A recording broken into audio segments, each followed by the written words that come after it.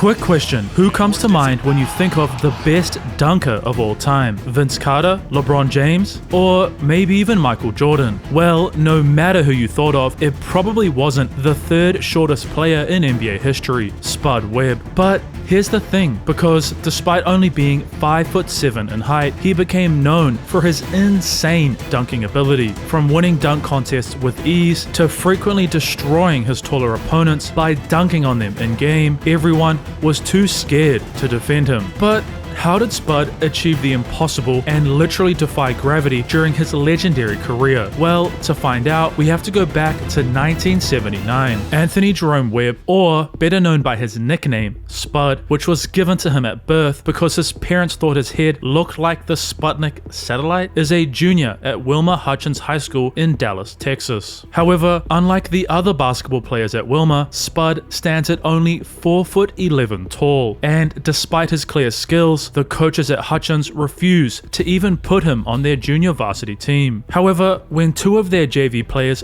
failed their physicals, the tiny point guard was finally given the big break he had been dreaming of. Webb would take full advantage of the opportunity given to him, proving to his coaches that he deserved a spot on their junior squad. Yet, that was likely as far as he was ever going to get at 4'11". But over the summer, something incredible would happen. Not only did Spud shoot up to 5'4", but something else had grown immensely: his jumping ability. The JV guard stunned Wilmer's varsity coaches before his senior season with his insane vertical leap. With Spud standing at just 64 inches tall, his now 40+ inch jump meant that he was literally skying to 2/3 of his height in order to dunk the ball through the hoop. Thanks to this incredible gift, Webb would earn the starting role on Wilmer's varsity team, and during the 1980-1981 season, their small athlete continued to amaze everyone. Not only was his ability to dunk drawing in crowds from all over Dallas, but his 26-point per game average was leading his Wilmer Hutchins team to W's after W's. And there was a certain someone in the large crowds who was starting to take notice of the true potential of Wilmer's tiny point guard. Jerry Stone, the head coach at Midlands, a junior college located in the small town of Midland, Texas, would offer Spud a full scholarship to lead his team, an offer that Webb accepted. But could a 5'4" player, even with a 40+ inch vertical, really lead a college team to championships?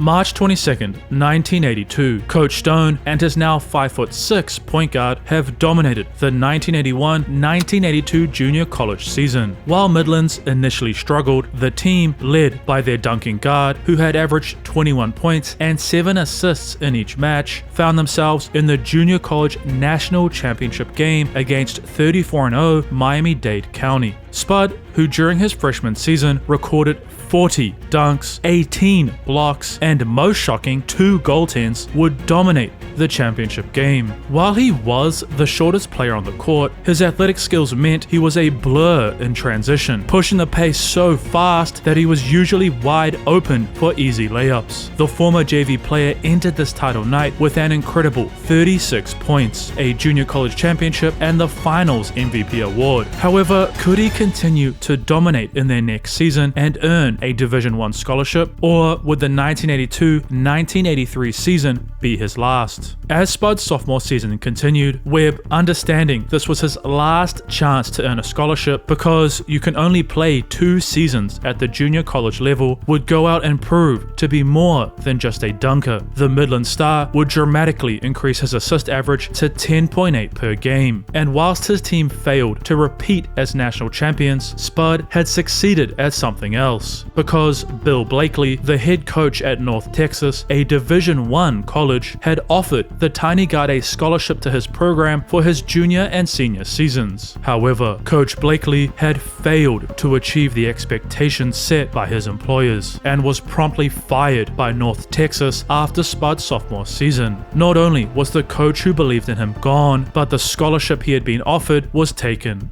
away. Defeated and believing his basketball career was over, Webb would begin to make preparations for a life outside of the game he loved. Spud started to work for his father at Soulmart until one evening when something incredible would happen.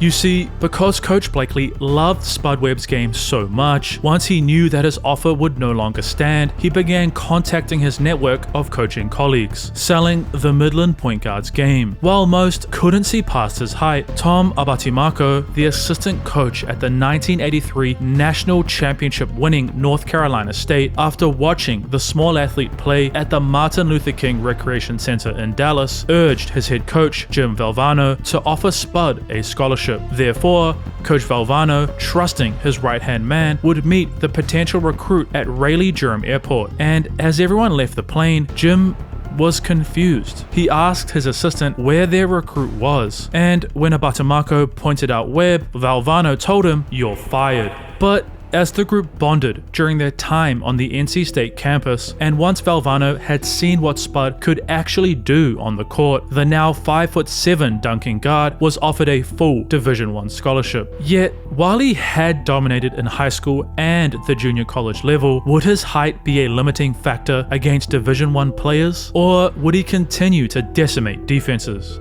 As Spud's junior season began, Webb would start to truly show his potential. His pure speed, combined with his jumping ability, made it almost impossible to keep up with him, coupled with the fact that after the small guard had shown he was capable of not only dunking in practice, but in games, most of his defenders would simply move out of the way when he was near the hoop, because they were scared of getting dunked on by such a short player. In the 33 games the ex-Midland star played, 31 of which that he started, Spud had averaged 9.8 points, 1.9 steals, and incredibly led the whole ACC conference in assists at 6 per game. However, having lost multiple key players from their championship run, NC State would ultimately fail to even qualify to defend their national title. But there was one positive. Spud Webb had gone from barely making his JV team just 4 years ago to now being a single year away from his true dream, the NBA. Now, all the undersized athlete needed to do was show that he could lead his squad to the March Madness tournament. December 27th, 1984, Rutgers has just gone on an 11-3 run, closing the gap and edging closer to a potential upset of the 6-1 NC State. Spud Webb, who had scored 12 points this game, knew as his team's leader he would have to calm his squad down and steer State in the right direction. Therefore, Spud would expertly control the ball as his team looked to run the clock down, and when it was his chance to take free throws after he was fouled, Webb delivered. His impeccable form would gain NC State a crucial 9-point lead, and on the very next possession, this happened. Almost, yes it was. Here's Webb. He stuffed the ball. Webb stuffed it.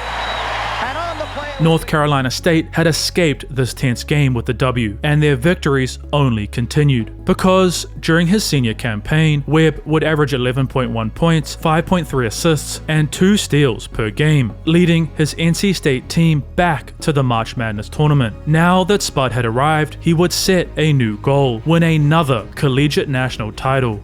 As the NCAA championship progressed, North Carolina State would beat Nevada in the first round, bowl over UTEP in the second round, a game in which Spud would not only throw down a fast break dunk, but also score 29 points and defeat Alabama in the Sweet 16. NC State was now just 3 wins away from being crowned as champions. However, they had to get through St. John's and their 3 stars, Chris Mullin, Mark Jackson, and Bill Wennington first. Coach Valvano, knowing just how valuable his tiny guard was, would only allow Spud to rest for less than a minute during this must-win game. Webb would then repay his coach's trust by pushing the ball at an incredible pace, allowing him to find his teammates for easy buckets, as well as scoring over the outstretched arms of his defenders without breaking a sweat. Yet, St. John's would fight back. Both teams exchanged points as they fought to be crowned as a top 4 team in the nation. However, as the buzzer sounded, it was NC State who would be going home empty-handed. Webb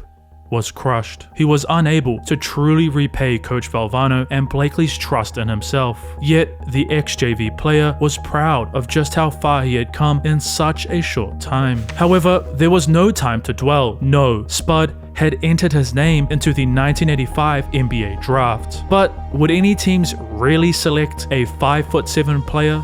June 18th, 1985, dominant 7-footer Patrick Ewing from Georgetown would be the first selection in the 1985 draft by the New York Knicks, a clear sign of what most NBA teams were looking for. Spud would wait literal hours until the Detroit Pistons selected him in the 4th round with the 87th pick. Whilst Webb was ecstatic to have achieved his NBA dreams, the Pistons already had great point guards and therefore had no use for another. So the former NC State athlete would have to begin his pro basketball journey elsewhere. And that place was the United States Basketball League. A brand new startup competition is where Spud would get his chance. Webb would sign to the Rhode Island Gulls, a team that had another fringe NBA star, 7'7" Manute Bol. Yet as the 1985 USBL season continued, one thing became clear. Spud Webb was far too good for the minor leagues, and in fact was NBA ready. However, Detroit, knowing that they had no use for another guard, especially a tiny one, would cut Webb from their roster during preseason. But another NBA franchise was interested in Spud's services, because Mike Fratello, a 5'7" ex-football/basketball player from New Jersey, had been watching Webb's career with a keen eye. Given his role as the head coach of the Atlanta Hawks, Coach Fratello would bring the ex-Piston in for a tryout just a single day after he was waived by Detroit, and the Hawks organization had their new signee flown straight into Atlanta for their first preseason game. As Spud stepped foot onto the floor for his initial NBA experience, Mike would give him some advice. Don't worry about anything. No plays, don't worry. When you get the ball, I just want you to go as fast as you can from one end of the court to the other end of the court. Either get a shot or create a shot for somebody else. As the 1985-1986 season preparations continued, the now Atlanta Hawk would average 9.6 points, 6.6 assists, and even managed to rack up 9 steals in an exhibition game before suffering a minor injury. While some in the Hawks organization wanted to cut Spud, afraid that his height would be a limiting factor, Atlanta's superstar Dominique Wilkins, who had won the 1985 dunk contest, would urge his franchise to keep the small guard. The Hawks, impressed by not only Webb's on-court play but his positive, humble demeanor, would officially sign the former JV player on October 23, 1985. And this wasn't the only opportunity Spud was going to run with, because starting point guard Doc Rivers had suffered a wrist injury, which meant Spud Webb would now be starting Atlanta's first regular season match. Not only would the now NBA athlete play his first NBA minutes, as well as record his first points and assists, but Webb would break a record. The Dallas native would officially become the shortest player in the history of the league, and on a fast break, he would rise up and dunk the ball in, shocking not only Atlanta fans, but his Hawk teammates and their organization. Webb would finish his debut game having recorded a double-double, scoring 12 points as well as throwing 10 assists, proving that despite his stature, he truly was an NBA-level player. As the 1985-1986 regular season progressed, Spud was continuing to stun crowds with not only his insane leaping ability, but his lightning-quick speed. Webb could blow by just about anyone, and if Atlanta got out on a fast break, either their small guard was scoring or he was throwing lobs to his athletic teammates. And this wasn't all, because after crossing up the Detroit Pistons starting point guard Isaiah Thomas and averaging 5.8 points, 2.8 assists, and 1.1 steals in a mere 12 minutes off the bench, the 87th pick was invited to the All-Star weekend. While Webb was not playing in the All-Star game, his leaping ability had earned him an invite to the Slam Dunk Contest, an offer, given the event was being held in his hometown, that the tiny athlete could not turn down, a decision that was going to change the former JV player's life forever. Due to the simple fact Spud was 5'7" and that everyone he was competing against was almost a foot taller than him, including his defending dunk champion teammate Dominique Wilkins, everyone overlooked Webb. It's a big thrill when you're a guy say he's just in it and he's not going to win it, which is what I was hearing. And it gave me a more incentive to go out and show this guy that I could do it. And I knew what I could do. It just that the people and the fans had never seen me do it before. And Atlanta's backup guard opened his night with an insane double pump reverse. While fans had seen him throw down standard dunks in the NBA already, this tricky move made it obvious just how impressive it truly was for a 5'7" player to be dunking. Webb's whole body was almost at the rim, to the point where the ball literally bounced off his forehead because it was that close to the hoop, earning him what should have been 50 points. As the first and second rounds of the contest progressed, the other participants would showcase their own impressive dunks, but after witnessing someone a foot shorter than them do almost the exact same thing, nothing seemed impressive. Fans would only begin to perk up again as Spud stepped up to showcase all the tricks he could pull off midair thanks to his 45+ inch vertical and signature pony Dunkmaster shoes. However, if Webb was going to be crowned king of the air, he was going to have to dethrone his teammate and defending dunk champion, Dominique Wilkins. The 5'7" dunker decided to pull out his ultimate slam, stepping into a 360 single-handed throwdown, stunning his hometown crowd and earning him a perfect 50. Yet Wilkins would throw down a 360 of his own, which, much like Spud, would earn him a perfect 50. The Hawks rookie was going to have to pull another trick out of his bag if he was going to win. So Webb would bounce the ball off the floor into the backboard and dunk it back in, once again earning the small athlete a perfect 50. But Dominique could still tie and force yet another round. Therefore, Wilkins rose up into a two-handed vicious windmill, slamming the ball through the hoop with incredible force. As the Atlanta duo patiently waited for the judges to collate their scores, most fans assumed that they were going to see another round. However, the scoreboard flashed 48. Spud Webb, at just 5'7", had been crowned the NBA Slam Dunk Champion for 1986. An incredible feat that had never been done before, and his rookie success didn't end here, because Doc Rivers would again unfortunately suffer an injury, yet this time it was his back, which opened up the starting point guard role for Spud. In his first game back in their starting lineup, Webb would drop 23 points, 13 assists, and 3 steals, leading his Hawks past the Lakers. And this wasn't all. Firstly, 2 nights later against the Cleveland Cavaliers, the Atlanta rookie put in 23 points through 15 assists and poked the ball out twice, guiding his team to a 20-point victory. Secondly, on March 21st, in one of their final regular season games, the undersized player, for the 9th time that season, would record 10+ assists.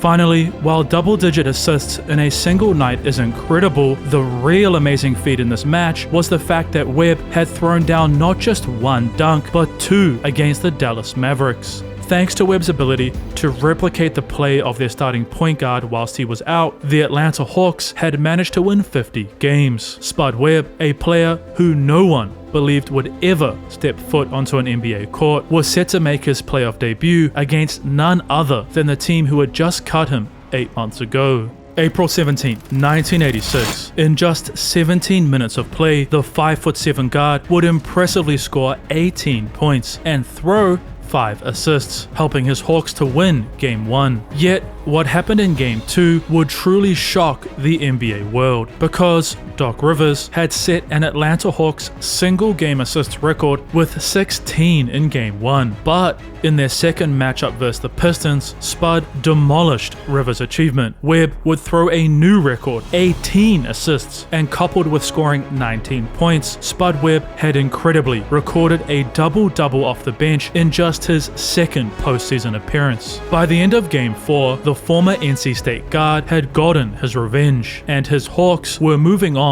to face the defending Eastern Conference champions, the Boston Celtics. However, in almost the exact opposite fashion to their previous matchup, as Game 3 came to a close, Atlanta would find themselves down 3-0, just a single loss away from being sent home. The Hawks, in desperate need of a win, needed someone to step up.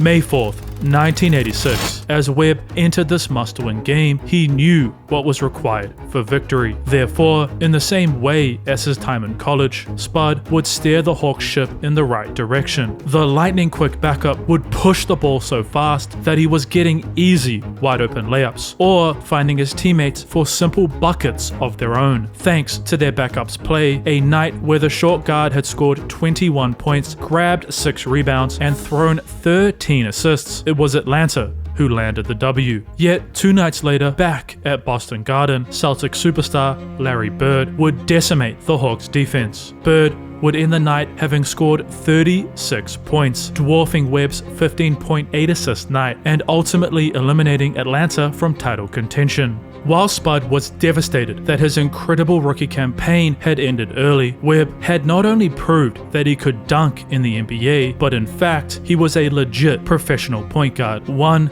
that was desperate for revenge. Yet, during the offseason, thanks to his newfound status, the now sophomore Hawk was invited to the prestigious Magic Johnson Charity Night, an event run by Earvin Magic Johnson, the 6'9" Los Angeles Lakers superstar point guard. While there was a traditional All-Star game, Johnson would force both Dominique and his point guard to participate in an impromptu friendly dunk contest. Spud would then showcase the same slams which had him crowned champion over Wilkins, stunning the fans in LA. But Webb, while he loved showcasing his talents, wanted more than to just be known as a dunker, and on the 22nd of November 1986, Spud would get his chance. As this regular season game, the first opportunity Atlanta had for revenge against Boston continued, the Dallas native would again utilize his speed and athleticism, scoring an incredibly difficult and one layup, which gave his Hawks a 1-point lead, an advantage that his group held onto as this matchup rounded out. Atlanta, thanks to the play of their backup point guard, were sitting atop their division, and Spud's 1986-1987 season was panning out exactly as he had planned it. However, on December 5th, 1986, everything changed, because in their regular season game versus the Indiana Pacers, Webb, after being kneed, strained his hamstring, an injury which kept him out for 3 straight months. While the ex-Midland star would eventually return in March of 1987 and continue his incredible in-game dunks, he was no longer the same player from his rookie year. And when Atlanta's championship run came to an abrupt end against the Pistons in just the second round of the playoffs, Webb's shrinking averages, just 3.9 points and 4.8 assists in 15 minutes of play, made it seem like perhaps his rookie NBA season was merely a fluke. For what seemed like the 100th time, Spud was going to have to prove himself yet again.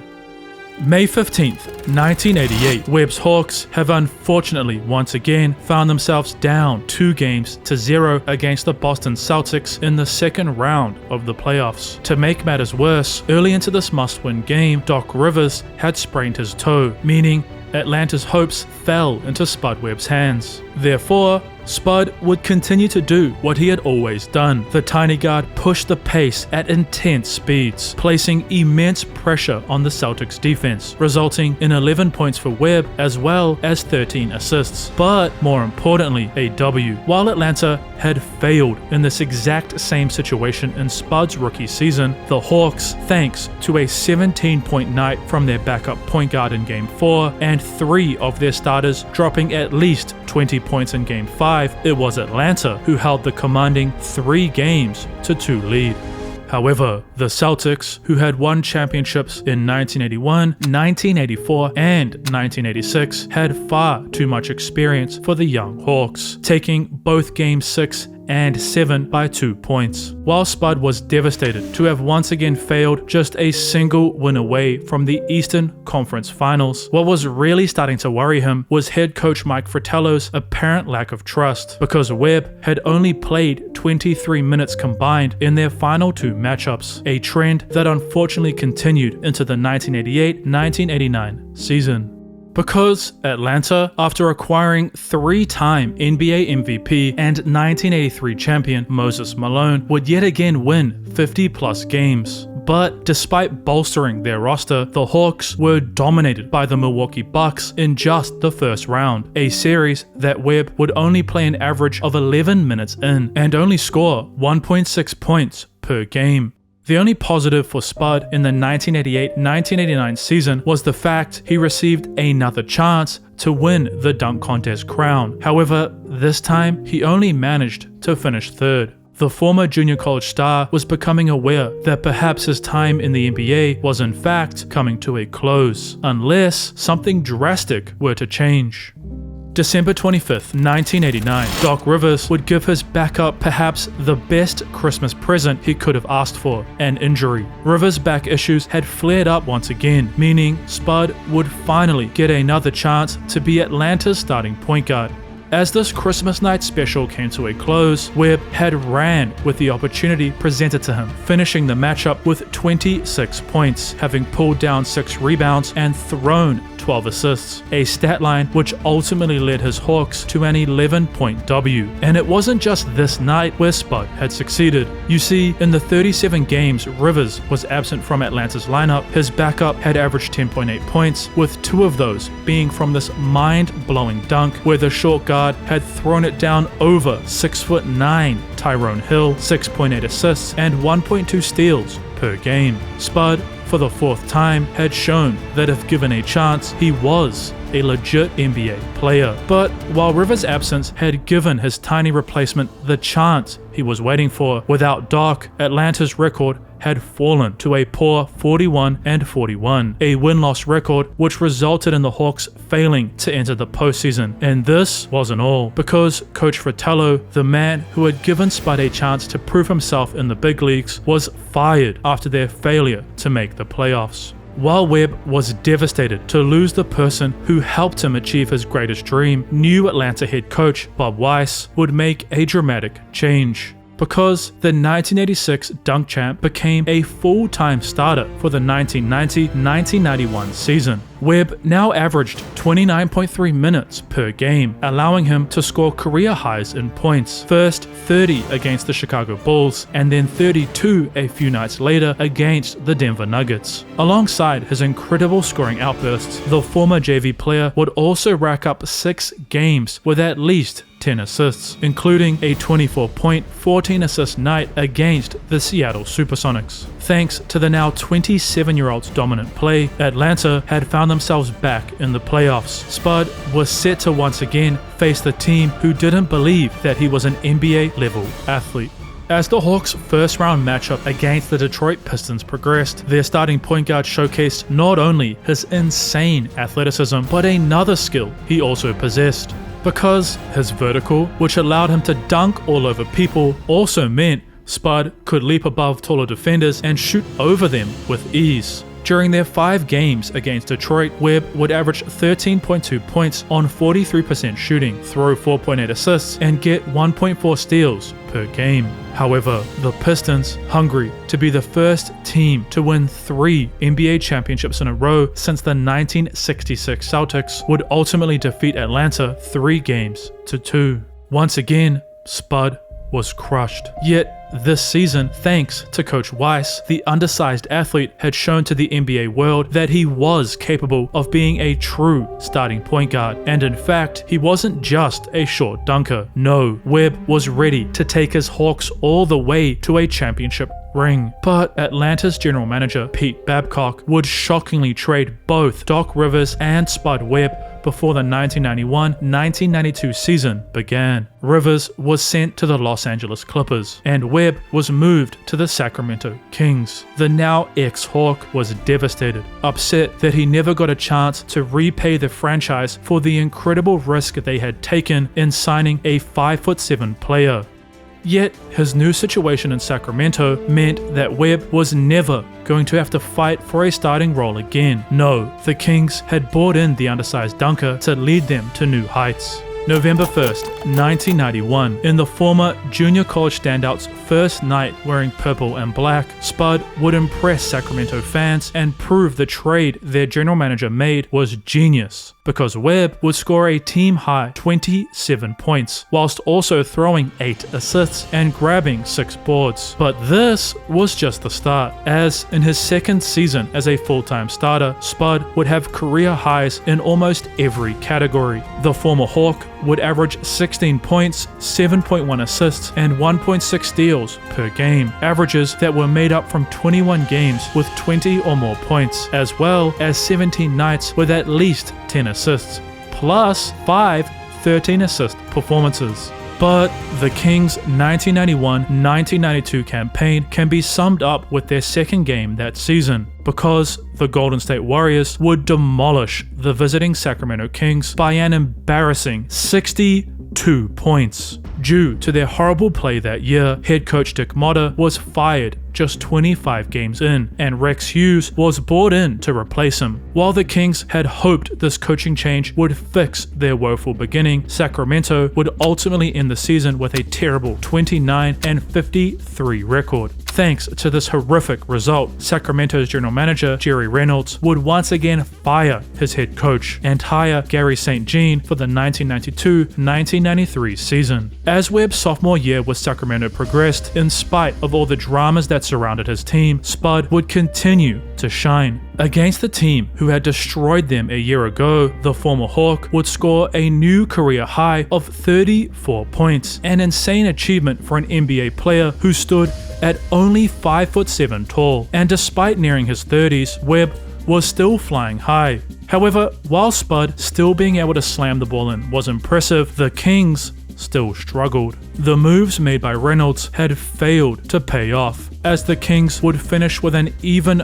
worse 25-win season, and it became clear to Webb that no matter what he did, it would never be enough to save this failing franchise.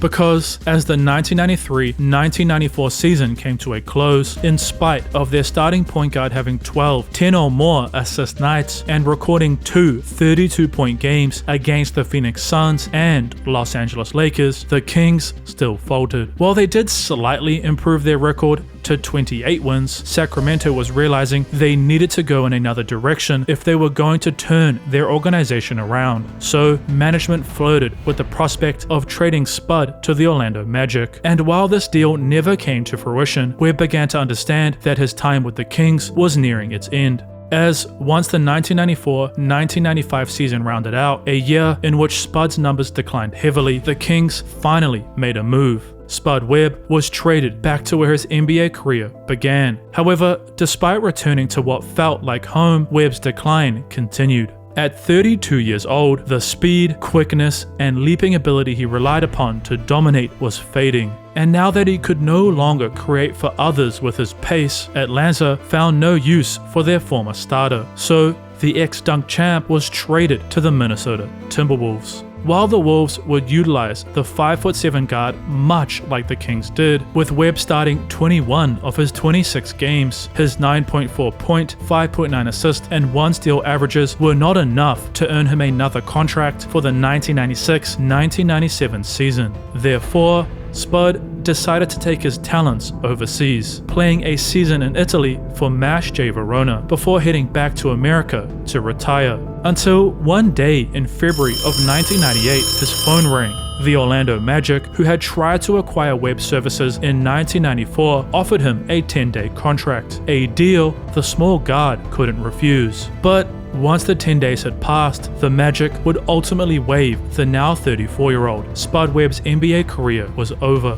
While Webb was never able to repay Atlanta with a championship, the sheer fact a 5'7" guard was able to play 12 seasons in a league where the average height was a foot taller than him is insane. You have to have confidence in yourself first that you can play, because no one else will have confidence in you. Even more shocking is the reality that Spud was not only able to dunk in practice without anyone guarding him, or that he won the 1986 dunk contest, but the fact he was able to regularly, even late into his career, throw down vicious slams in games. But Spud's NBA career wasn't exactly over, because 20 years after his own dunk contest victory, Webb would coach 5'9" New York Knicks point guard Nate Robinson in preparation for the 2006 event. Nate, thanks to the 1986 champion's guidance and lob pass, would be crowned the dunk champion exactly 2 decades after Spud had won it, making him the only other player under 6 foot to win the contest. Spud would then sign on to the Texas Legends, the development league associate of the Dallas Mavericks, as their president, a role which he still holds to this day. He was even seen dunking in this clip at the age of 47, and while this was just a small joke for social media, the fact it's kind of believable just goes to show how impressive Spud Webb truly was. The 5'7" guard is a true inspiration for shorter players all over the world. Also, did you know there was another NBA player who was even shorter than Spud Webb? That's right, while Spud was the shortest athlete in the league for a while, 5'3" Muggsy Bogues smashed Webb's record by 4 inches, and Muggsy managed to have an 18-year NBA career. To learn more about his incredible life story, which includes surviving attempted murder, click the video on your screen now.